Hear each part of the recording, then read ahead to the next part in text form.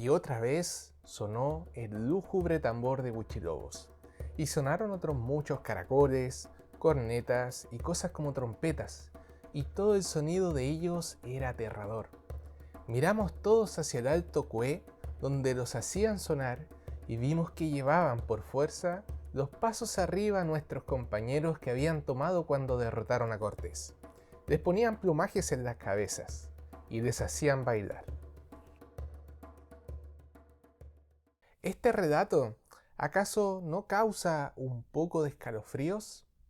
Esta fue la voz de Bernal Díaz del Castillo, conquistador español que participó en la conquista de México y que además escribió relatos muy vívidos de lo ocurrido en su travesía en su libro Historia verdadera de la conquista de la Nueva España. Y claramente no estaba escribiendo poesía, sino un trauma que sentía al escuchar la música azteca. Para aquellos indígenas, estos sonidos no eran ruido, como lo sentían los españoles, sino que era toda una arquitectura de sonido sagrado. Sin embargo, para Bernal y sus otros compañeros, el retumbar del Tlapanhuehuetl, ese gran tambor de madera que hacía vibrar el suelo, no era música. Era el cronómetro de la muerte. Cada golpe seco y potente en la cima del templo significaba que a algunos de sus compañeros ya se le estaba acabando el tiempo. Pero calma, ¿por qué estamos hablando de historia de México en este canal que es de historia de la música clásica? Lo que vamos a explorar hoy es cómo este trauma sonoro tan profundo terminó por sepultar la riqueza de toda la música y el arte indígena. Y esta música indígena por siglos fue catalogada como un ruido infernal. Pero hubo un compositor mexicano llamado Carlos Chávez, quien en la década de 1930 cambió todo este pensamiento que había sobre la música indígena. Él se atrevió a llevarla al mundo de las orquestas y los teatros. ¿Por qué la tradición musical azteca fue enterrada por más o menos 4 siglos? ¿Cómo logró Chávez llevar esta música desde los templos antiguos de los aztecas hasta los grandes teatros del siglo XX? ¿Cómo recibió el público este nuevo redescubrimiento? Soy Esteban Alarcón y esto es Detrás del Pentagrama. Y en este capítulo vamos a ahondar en el arte indígena mexicano y cómo logra Carlos Chávez tomarlo y convertirlo en música para orquesta.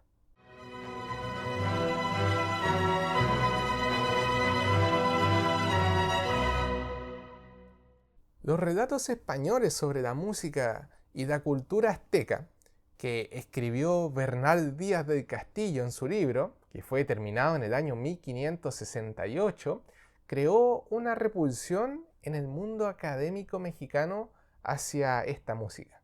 Y fue una repulsión que duró cientos de años. Y si lo pensamos bien, entendemos un poco el terror que sentían los españoles a escuchar los instrumentos aztecas, ya que aquellos soldados que lo vivieron de primera mano conocían que era música de sacrificios humanos, siendo en algunos casos sus mismos compañeros que estaban siendo sacrificados. Pero que esto haya durado hasta el siglo XX es otra historia. El eco de los trágicos relatos descritos por Bernal terminaron por definir el sonido de México hasta el siglo XX, en donde la élite mexicana se encontraba atrapada en el significado de cultura civilizada, siguiendo el modelo que habían dejado los europeos, y por supuesto, rechazando sus raíces indígenas. Para reafirmar este rechazo de forma explícita, la académica Alba Herrera y Ogazón escribió un conocido tratado sobre música mexicana llamado El arte musical en México. Leamos un extracto de este. A juzgar por los ejemplares de instrumentos aztecas que se conservan en el Museo Nacional de México, podemos inferir que la música de ese pueblo durante la era anterior a la conquista era tan bárbara y estridente como lo eran las ceremonias en las que dicha música se escuchaba. Saquen sus propias conclusiones. Para la academia, la tradición azteca era una expresión degenerada, algo de bárbaros. Pero observen la contradicción que vivía. Había una melodía tarasca, otra civilización indígena, también conocida como purépecha, que por cosas del destino y del azar, tenía un tema muy parecido al tercer movimiento de la Sinfonía número 7 de Beethoven. Y en este caso, se elogió la melodía indígena, es decir, solo le acepto lo indígena si se parece al europeo. A comienzos del siglo XX, la élite mexicana vivía un complejo de identidad.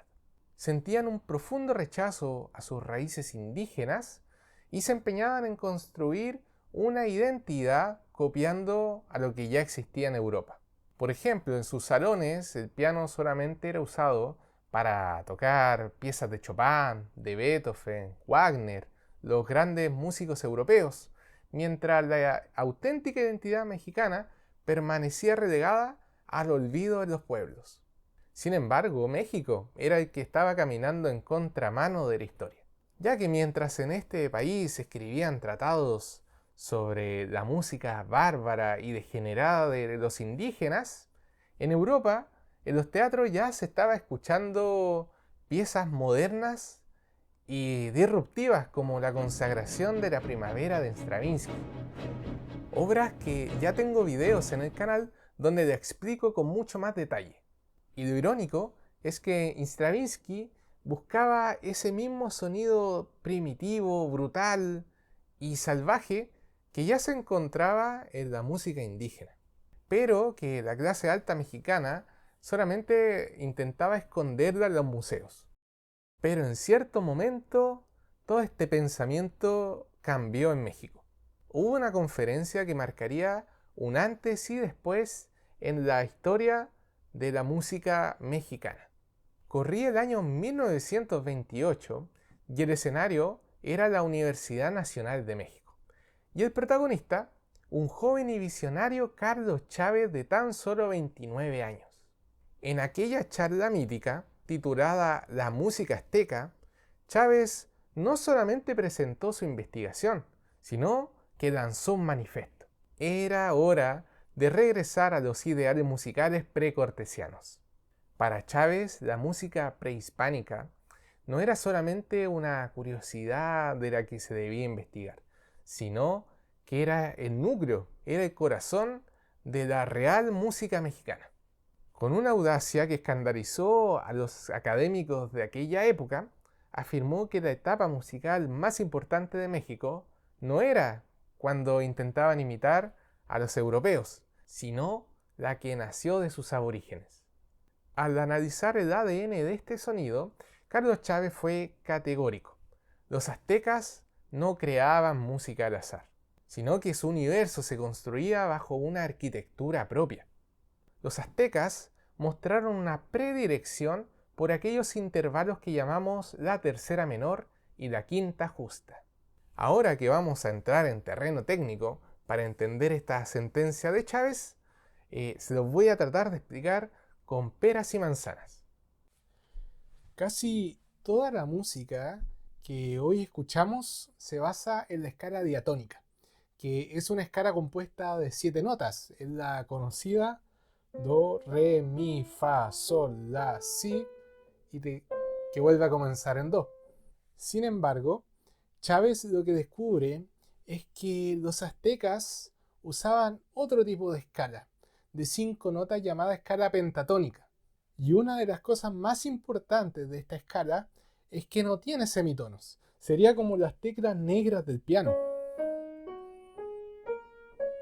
Y basándonos en la escala que mostramos anteriormente, que es la diatónica, que comenzamos en do, la pentatónica sería do, re, mi, sol, la, para nuevamente comenzar en do.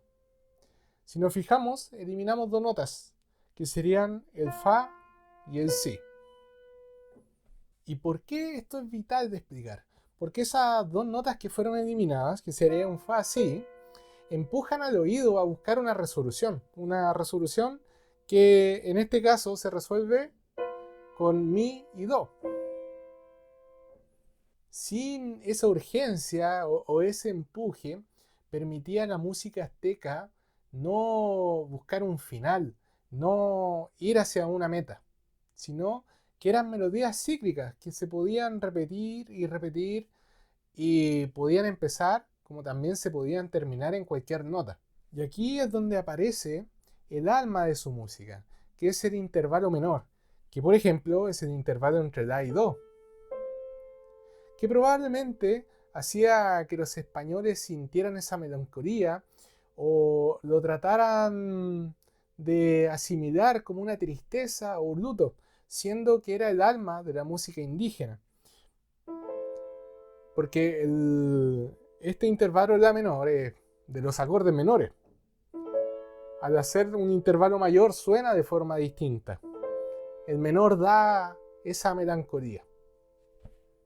Pero sí hubo una cualidad que realmente desconcertó a los oídos europeos, que era la polirritmia. Carlos Chávez defendió con una genialidad técnica todo esto de intentar que dos o más ritmos se entrelazaran al mismo tiempo, incluso que sus pulsos no calzaran casi ninguna vez. Pero esto no era un caos accidental, sino que era una arquitectura muy bien diseñada y con una gran precisión. Ya en el siglo XVI, Fray Toribio de Motolinía, quien fue uno de los primeros cronistas españoles, relataba con incredulidad cómo la danza seguía el ritmo de la música con una rigurosidad matemática que dejaba a los conquistadores sin palabras. Eran ritmos en realidad construidos con una meticulosidad muy precisa. Y aquí reside una de las grandes ironías, porque en Europa, con la música y la vanguardia liderada por Stravinsky, celebraba todos estos sonidos polirrítmicos. Para los aztecas esto era ya una tradición milenaria. En realidad lo que Occidente estaba descubriendo con respecto a los sonidos y ya estos ritmos cambiantes, en México ya existía de muchos años antes, cientos de años atrás. En definitiva, la misión de Chávez fue mucho más que un acto académico. Fue un manifiesto de la independencia cultural.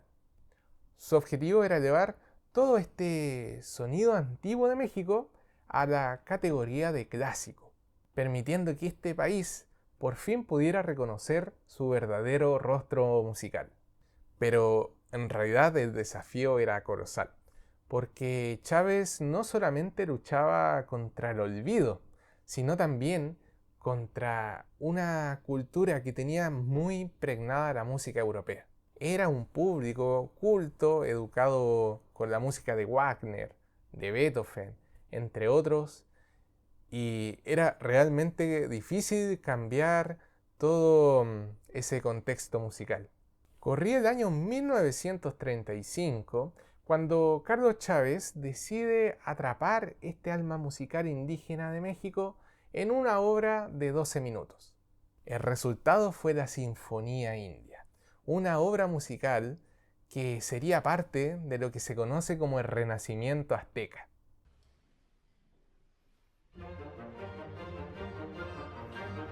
A diferencia de las obras tradicionales, aquí Chávez elimina las pausas y hace una obra totalmente constante, de un solo movimiento.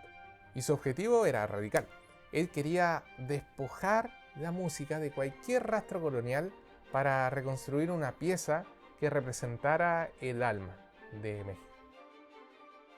Y lo fantástico aquí es que Chávez no inventó las melodías que se escuchan en esta sinfonía, sino que utilizó melodías reales de los pueblos Huichol, Yaqui y Seri. Y quizás nos preguntemos, ¿de dónde obtuvo estas melodías? Para resolver este enigma, tenemos que retroceder a los albores del siglo XX y encontrarnos con Carl Lumholtz. Él no fue músico, sino que fue un investigador pionero que se internó en la Sierra Madre con una tecnología que en aquel entonces parecía magia. Era el fonógrafo. En su obra fundamental de 1902, El México desconocido, Lumholtz no solamente escribió sobre lo que veía, sino que dedicó a registrar con rigor científico los cantos de los huicholes y tarahumaras. Y estas grabaciones fueron la mina de oro para Chávez. El compositor veía en estas piezas algo mucho más simple que canciones. Para él eran el reflejo de la pureza primitiva y la escena misma de su identidad.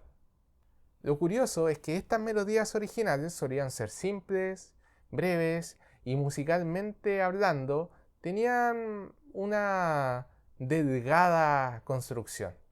Eran pequeñas joyas como las canciones para llamar la lluvia que Lumholtz pudo grabar. Sin embargo, Chávez tomó la brevedad de estas canciones y las transformó. Por ejemplo, la melodía huichol que se escucha al inicio de la Sinfonía India fue tomada de estas investigaciones etnográficas. ¿Se imaginan poder escuchar exactamente lo mismo que escuchó Chávez de estas grabaciones antiguas? Lo increíble es que sí se puede.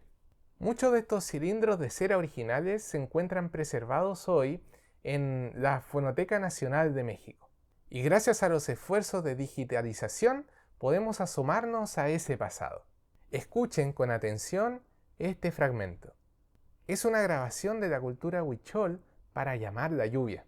Así que en realidad sería el sonido de la misma tierra que Chávez intentó incrustar en su Sinfonía India.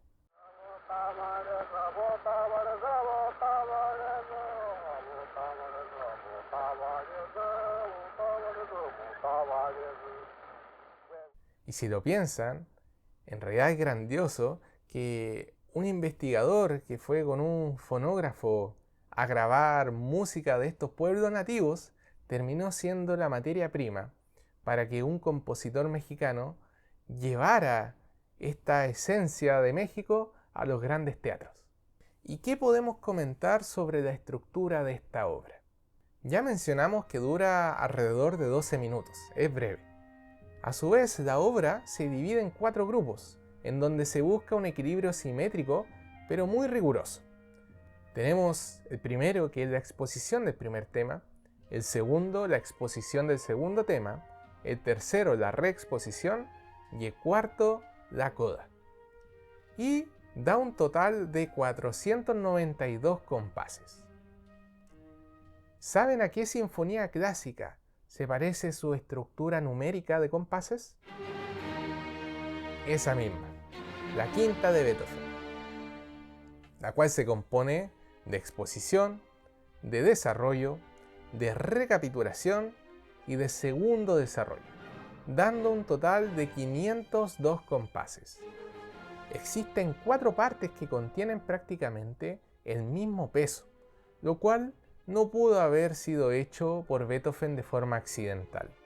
Y otro gran detalle muy importante de notar es que si vemos la partitura podemos observar que hay muchos cambios métricos. Y esa precisión matemática fue la que le permitió a Chávez incluir melodías de pueblo huichol, yaqui y seris dentro de un marco clásico. Aunque según los registros de la Orquesta Sinfónica de México, que data el estreno de esta sinfonía en el año 1936, el debut más destacado y comentado fue en Nueva York en 1937. Y Chávez actuó como director invitado de la Filarmónica de Nueva York. Y la mirada de uno de los críticos más influyentes de aquel tiempo, Olin Downes, no se hizo esperar. Downes, conocido por su pluma afilada, entregó una reseña cargada de ambivalencia.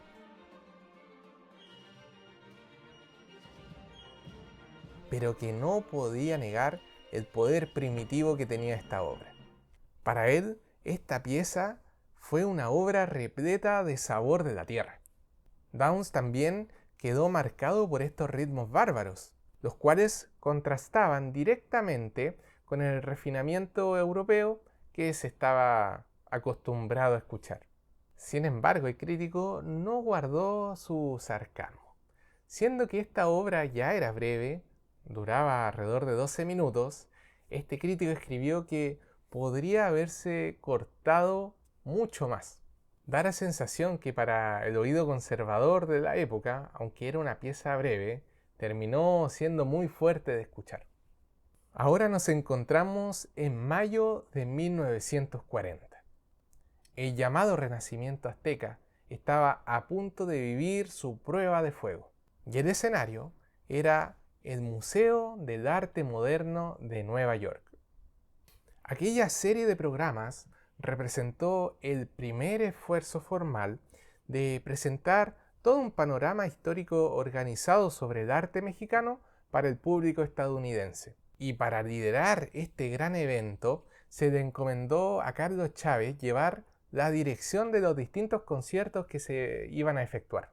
Pero Chávez no solamente llegó a dirigir, sino que compuso una obra especial para aquel evento, Xochipilli, bautizada en honor al dios azteca de la música, la danza, las flores y el canto.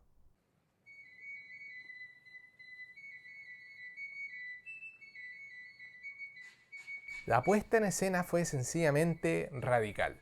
Se dio una orden sin precedente. Todos los instrumentos de origen europeo, como los violines y el piano, se iban a sacar de la orquesta. Nada de instrumentos europeos tradicionales. Para poder capturar las sonoridades prehispánicas, Chávez solicitó exclusivamente que se hicieran instrumentos facsímiles, es decir, réplicas exactas de instrumentos musicales que se encontraban en los museos. Flautas de barro, teponastis, huerhuets, raspadores y caracoles marinos. Sin embargo, entre toda esta instrumentación primitiva, había un infiltrado europeo, que era el trombón. Chávez lo utilizó con maestría para sugerir el sonido profundo que se produce al soplar el caracol de mar. La respuesta de la audiencia y la prensa neoyorquina fue rotunda. Hubo una unanimidad casi total en rechazar todo lo que sonara parecido a aquellos sonidos europeos que la gente estaba acostumbrada. Comenzaron a abrazar todos estos sonidos que venían de las raíces indígenas. Piezas como Xochipilli o la danza Centeot de Carlos Chávez, junto con la hipnótica obra llamada Música Yaqui de Luis Sandy, fueron las que dejaron una huella imborrable aquel día. La crítica en famosos diarios como New York Times quedaron cautivados por este delicioso sabor primitivo. Llegaron a comparar Xochipilli, esta obra que creó Chávez para esa ocasión, con la consagración de la primavera de Igor Stravinsky. ¿Y qué ocurrió con el resto del programa musical? Y aquí llegó el golpe de realidad para aquellos músicos y críticos mucho más conservadores. Las obras de la época colonial y del siglo XIX, como la Misa de José Aldana, pasaron prácticamente desapercibidas. Para los oídos neoyorquinos, esa música era demasiado parecida a Haydn, es decir, era una sombra de los modelos europeos. Así que las reseñas apenas le dedicaron algunas menciones muy breves. Aquel evento en el MoMA terminó siendo una validación histórica definitiva. La crítica concluyó que el arte musical en México había alcanzado su verdadero apogeo en dos ocasiones. La primera, en su música prehispánica, y el segundo, en el Renacimiento azteca liderado por Chávez.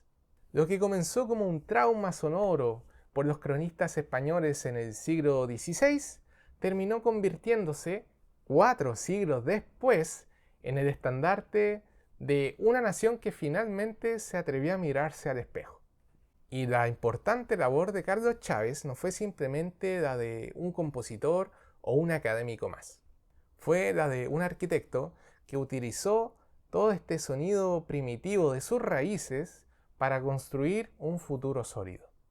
A través de la Sinfonía India, Carlos Chávez demostró que la música indígena no era un ruido bárbaro, no era una música degenerada como habían dicho otros académicos, sino que tenía una estructura musical matemática muy precisa, capaz de dialogar con las proporciones de Beethoven y también con la vanguardia de Stravinsky. Soy Esteban Alarcón y esto fue Detrás del Pentagrama. Gracias por acompañarme y ver hasta el final este video sobre el redescubrimiento de la música indígena azteca. No olviden suscribirse y activar la campanita para seguir explorando historias como esta y seguir atentos a los nuevos videos. Como anuncio, hay un pequeño video que muestra todo el recorrido de Carlos Chávez desde sus inicios en la música hasta que construye el camino para poder estrenar sus piezas indígenas. Y este video se encuentra exclusivo para miembros. Nos vemos a la próxima.